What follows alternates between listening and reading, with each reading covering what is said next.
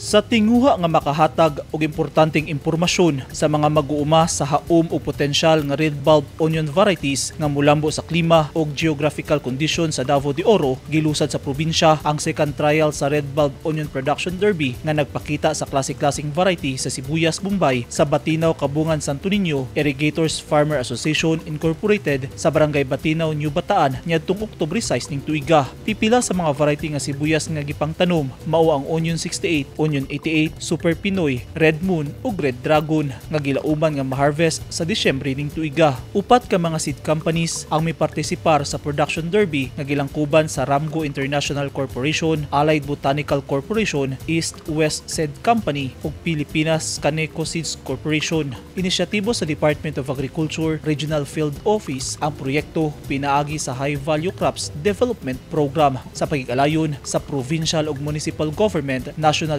Irrigation Administration, Department of Labor and Employment ug seed companies sa tinguha nga makatabang sa food security, poverty reduction ug long-term growth. Ang resulta sa gihimong pagtuon mamahimong basihan alang sa gobyerno sa pagpalit og red bulb onion seeds nga mao ipangapud-apud sa mga kwalipikadong mag-uuma. Niadtong Mayo 4, 2023, unang gilusad sa DA11 ug mga partner agencies ang una og initial trial sa production derby sa Davao de Oro Farm sa Barangay Pasyan, lungsod sa Mungkayo. Human ang pipila ka mga semana na daot ang production site tungod sa kusog nga ulan nga nasinati sa lugar. Hinungdan nga gilusad og utro sa ikaduhang higayon ang trial sa red bulb onion production derby sa New Bataan aron mapadayon ang nasugdan nga pagtuon. Naglaom ang DA nga magbalampuson na ang gihimong pagtuon.